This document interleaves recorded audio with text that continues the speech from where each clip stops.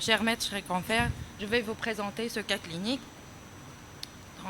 de Omar, âgé de 4 ans, qui consulte aux urgences pédiatriques pour syndrome polyuro-polydipsique. Donc, il est né à terme par voie basse. Il a été hospitalisé à l'âge de 6 mois pour bronchiolite. Sa vaccination est à jour. Il a un bon développement psychomoteur. Il est issu de parents consanguins.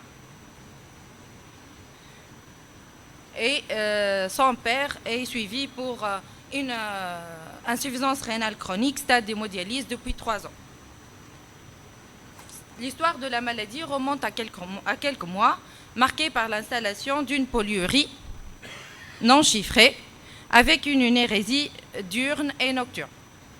Donc, il a une polydipsie, il boit beaucoup, sa mère décrit qu'il boit 4 à 5 litres par jour, il a une mauvaise prise pondérale et il est toujours anorexique.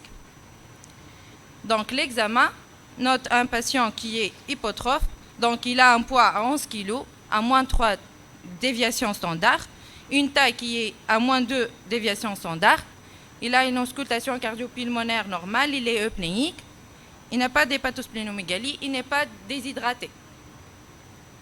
Donc au total, Omar, âgé de 4 ans, il consulte pour syndrome polyuro-polydipsique avec une hypotrophie secondaire. Donc, quelle est votre conduite à tenir à ce stade?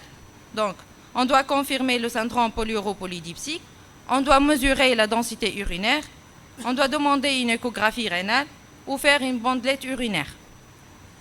Donc, à ce stade, devant toute polyurie, polydipsie, il faut commencer par une bandelette urinaire pour éliminer une glucosurie, donc un diabète sucré. Et puis, il faut confirmer le syndrome polyuro-polydipsique, puisque la polyurie est définie par une DURS qui est donc soit supérieure à 4 cc kH ou 4 cc par mètre carré par heure, ou supérieure à 4 cc kJ ou supérieure à 3 cc kJ. Donc, la polyurie est définie par une DURS qui est supérieure à 4 cc par kilo et par heure. Donc, devant tout syndrome polyuro-polydipsique, il faut donc commencer par la bandelette urinaire pour éliminer la glucosurie, acétonurie, éliminer un diabète sucré. Et puis, on définit la polydipsie par un excès d'apport liquidien par voie orale, associé ou non à une sensation de soif. Donc, la polydipsie peut être primitive ou secondaire, donc secondaire à la polyurie, donc qui est définie par une polyurie donc supérieure à 4 ml par kilo et par heure. Donc la polyurie peut être secondaire à un apport excessif de soluté au niveau du tubule collecteur. Donc dans ce cas, c'est une polyurie osmotique, comme dans le cas de diabète sucré, ou un excès d'élimination rénale d'eau, primitif ou secondaire à un excès d'apport liquidien, et dans ce cas, on a une polyurie aqueuse. Pour Omar, donc la DURS a été chiffrée, on a chiffré les entrées et les sorties, donc on a une DURS de 4,5 litres par jour, donc c'est 17 cc par kilo et par heure, donc très loin du 4 cc kilo heure. Il boit 5 à 6 litres par jour. On a une densité urinaire à 1005 avec la bandelette urinaire, donc on n'a pas de glucosurie. À ce stade, quel diagnostic on doit évoquer? Le diabète sucré, le diabète insipide, la potomanie, l'hypoparathyroïdie ou le syndrome de Wolfram.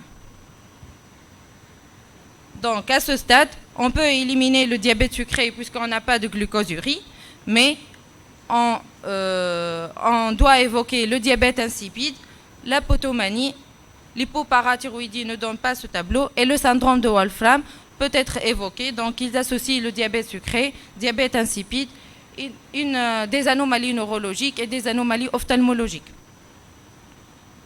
Quel est le bilan de première intention à demander? L'ionogramme sanguin, le dosage radio-immunologique de l'ADH, l'ionogramme urinaire, un bilan tubulaire. Donc à ce stade, devant un syndrome polyuro-polydipsique avec une densité urinaire qui est basse, Donc, on doit demander l'ionogramme sanguin pour calculer l'osmolarité sanguine et l'ionogramme urinaire pour pouvoir calculer l'osmolarité urinaire et le bilan tubulaire, puisque pas mal de tubulopathies peuvent s'associer de syndrome polyuropolydipsique. Donc, pour notre patient, la glycémie elle est à 4 millimoles par litre. Donc, on arrive à éliminer le diabète sucré. La densité urinaire elle est à 1005. L'ionogramme sanguin donc note une natrémie à 140 millimoles par litre, une calémie à 4 millimoles par litre. L'osmolarité sanguine calculée est à 294 milliosmoles par litre et l'osmolarité urinaire elle est basse à 300.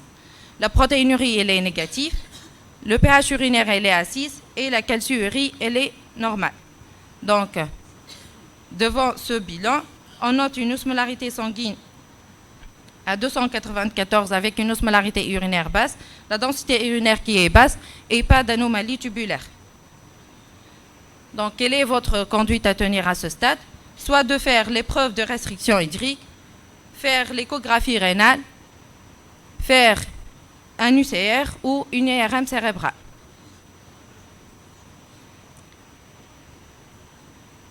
Donc, à ce stade, on doit faire l'épreuve de restriction hydrique, donc, qui étudie le pouvoir de concentration des urines. Après un jeûne strict, donc l'enfant ne doit pas boire. Donc, on doit étudier le pouvoir de concentration des urines, mais avec une surveillance clinique stricte. On doit surveiller le poids, la tension artérielle et les signes de déshydratation.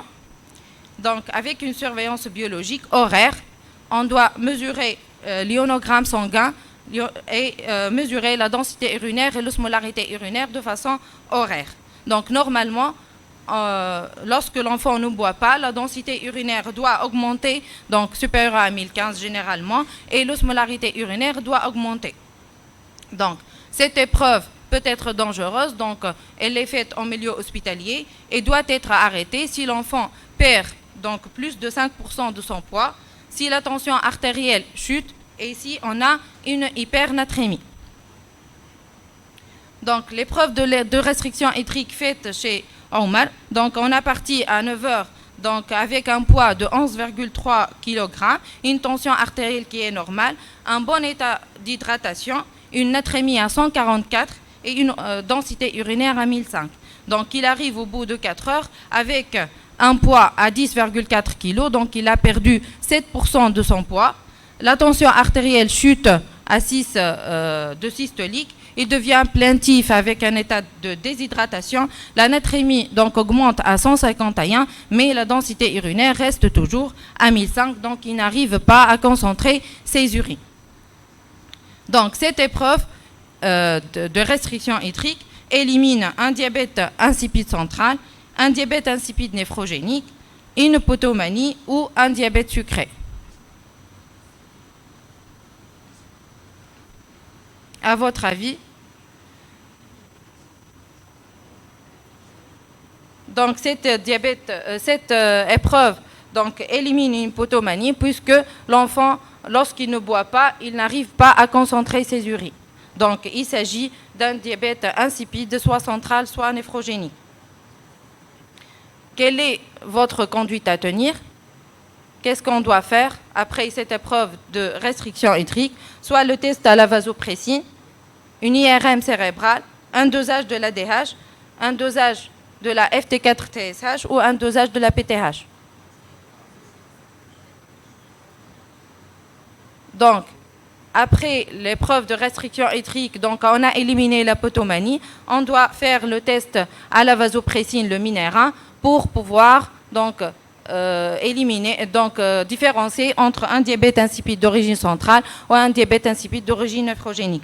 Pour le dosage de l'ADH, il peut être fait, mais l'ADH est très instable, donc le dosage est est difficile, donc le bilan doit être immédiatement donc centrifugé, mis au réfrigérateur et congelé. Donc le dosage il est un peu difficile. Actuellement, ils font le dosage de la copeptine, qui est un produit donc de la dégradation de la provasopressine en vasopressine, qui est plus stable, et le dosage donc et le résultat peut être donc donné après 4 heures. Donc, le test de la vasopressine, donc, il est fait par l'instillation nasale de 0,1 ml si le poids est inférieur à 10 kg et de 0,2 ml si le poids il est supérieur à 10 kg. Donc, et puis, on doit mesurer la densité urinaire ou l'osmolarité urinaire de façon horaire. Donc, pour Omar, après l'administration du Minérin, on a une régression nette du syndrome polyuropolydipsique avec une augmentation de la densité urinaire et augmentation de l'osmolarité urinaire à 900 milliosmoles. Donc, quel type de diabète insipide retenez-vous? Puisque ça répond au Minérin, ça répond à la vasopressine. Donc, on a un déficit en ADH normalement, et c'est un diabète insipide central. Si c'était un diabète insipide néphrogénique, ça ne se corrige pas suite à l'administration de Minérin. Donc au total, il s'agit d'un diabète insipide d'origine centrale. C'est un enfant âgé de 4 ans suivi pour syndrome polyuropolydipsique. Donc là, il faut déterminer l'origine de cette diabète insipide central. Donc, par quoi on doit que devons faire? Donc, un interrogatoire complet, une IRM cérébrale, une échographie rénale, dosage hormonaux, marqueurs tumoraux. Donc, pour établir l'origine de ce diabète insipide central, donc on doit procéder par un interrogatoire complet, donc pour voir l'âge du début de ce syndrome polyuropolydipsique. Est-ce qu'il existe donc une anorexie, perte pondérale récente, donc pour éliminer les tumeurs et faire tout l'interrogatoire pour éliminer d'autres manifestations. Pour l'IRM cérébrale, donc on doit faire l'IRM cérébrale qui est primordial pour éliminer les tumeurs, donc une cause assez fréquente de diabète insipide central, qui sont le dysgerminome, l'histiocytose X, le craniopharyngiome, le gliome du chiasma optique. Donc l'interrogatoire peut éliminer l'origine post-chirurgicale, l'origine traumatique, ainsi que les infections du système nerveux central, notamment la méningite virale, bactérienne et la tuberculose, qui peuvent donner un diabète insipide central. Et puis, le diabète insipide central peut être d'origine idiopathique dans presque le tiers des cas, 33 à 65% des cas, et sinon, il peut être familial dans un pourcentage qui est inférieur à 1% des cas. Donc, pour notre patient, on a une IRM cérébrale qui est normale. Notamment, on n'a pas de perte de l'hypersignal de la post-hypophyse, ainsi que la tige pituitaire, elle est filiforme et centrée. Donc, le taux de TSH est normal, la CTH est normale, l'IGF-1 elle est en cours, et les marqueurs tumoraux sont normaux. Donc on retient jusque-là l'origine idiopathique, mais il faut savoir répéter les IRM cérébrales et suivre le patient pour détecter des anomalies qui peuvent apparaître secondairement. Donc pour le traitement, il est symptomatique, donc il faut apporter des apports hydriques qui sont convenables pour l'enfant selon la demande. Il faut donc donner au patient une carte indiquant sa maladie. Donc ce diabète central, il doit être traité par le Minérin à la dose de 5 à 10 microgrammes par jour pour le petit enfant 2 fois par jour, et à la dose de 10 à 20 microgrammes par jour si l'enfant il est grand, et 2 fois par jour. Donc le Minérin il est administré par spray, une pulvérisation égale 0,1 cc égale à 10 microgrammes. Donc le traitement symptomatique doit être fait avec le traitement des déficits endocriniens associés si ces déficits existent, et associés toujours au traitement étiologique, à savoir la chirurgie, la chimiothérapie ou la radiothérapie si on a une tumeur. Donc, pour notre patient, il est sous Minera à la dose de 0,05 cc x 2 par jour. Il boit actuellement 1 litre par jour, donc on a une nette amélioration. Donc, la miction, il fait 3 à 4 fois par jour. Donc, ses urines sont de couleur normale. Son examen neurologique, il est normal. Donc, on a un recul actuel de 3 mois. Donc, devant tout diabète, de toute polyurie, on doit éliminer un diabète sucré, donc initialement. Puis, le diabète insipide, il reste rare. Donc, on doit procéder par une démarche diagnostique méthodique pour pouvoir étayer le type de diabète insipide, central ou néphrogénique, et par la suite, donc, détecter les étiologies. Merci. Voilà.